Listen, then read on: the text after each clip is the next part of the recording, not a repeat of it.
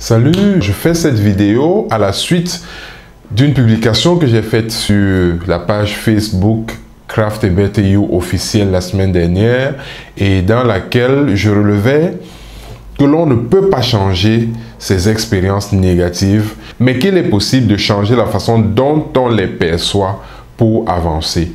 Donc, suite à cette publication, j'ai reçu beaucoup de commentaires, beaucoup de réactions et je vous remercie pour l'intérêt que vous portez à la chaîne Craft a Better You. Et c'est cela même qui nous donne le sentiment que cette aventure dans laquelle nous sommes embarqués n'est pas inutile. Donc, je vais répondre aux commentaires de notre ami Yannick qui a écrit: mais comment changer la perception que nous avons eue de nos expériences négatives? Comment changer la perception que nous avons eue de nos expériences négatives? Cette question demande une réponse très pratique. Et c'est ce que je vais essayer de faire. Je vais prendre un exemple. Quand tu trébuches et tombes quelque part et te blesses, tu as une alternative. Soit regarder ta blessure qui est déjà là et que tu dois traiter, soit regarder l'endroit où tu es tombé, ce qui t'a fait tomber. Est-ce que la blessure que tu as au genou, par exemple, en la regardant, ça change quelque chose? Il est vrai que tu dois la traiter.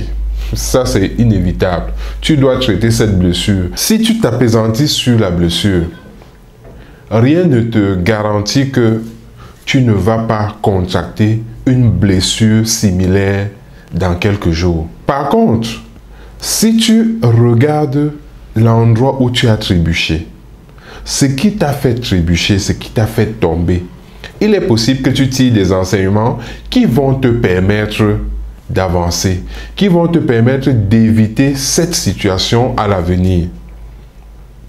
C'est pareil en amour. Quand tu as connu une déception amoureuse, ça fait mal. Quand tu y penses, tu es affecté sur le plan émotionnel. Mais est-ce que le fait d'y penser à longueur de journée peut te permettre de réparer quelque chose? Humblement, je ne le pense pas.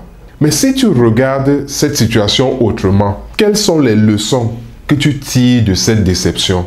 Ça t'a permis de comprendre que tu n'étais peut-être pas avec la bonne personne, tu t'es mal comporté ou alors quelque chose s'est passé. Si tu réfléchis aux causes de cette déception, tu vas certainement trouver des enseignements qui vont te permettre d'avancer. Il sera peut-être difficile que tu te retrouves dans la même situation si les conditions sont à peu près les mêmes. Parce que tu seras avisé. C'est ce que j'entends par la façon dont tu perçois les expériences négatives.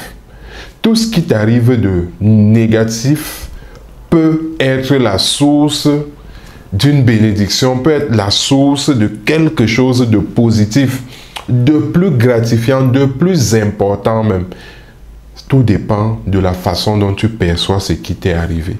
Si tu t'appesantis sur la douleur, tu auras beaucoup de difficultés à te relever.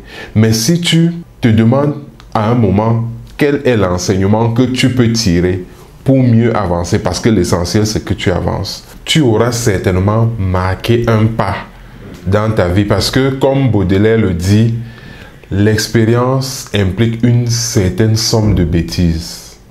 Donc ce sont des bêtises, ce sont les erreurs, ce sont les difficultés, ce sont les obstacles qui jonchent ton chemin, qui te font grandir. Tant que tu n'as pas connu d'obstacles, tu ne peux pas savoir les surmonter.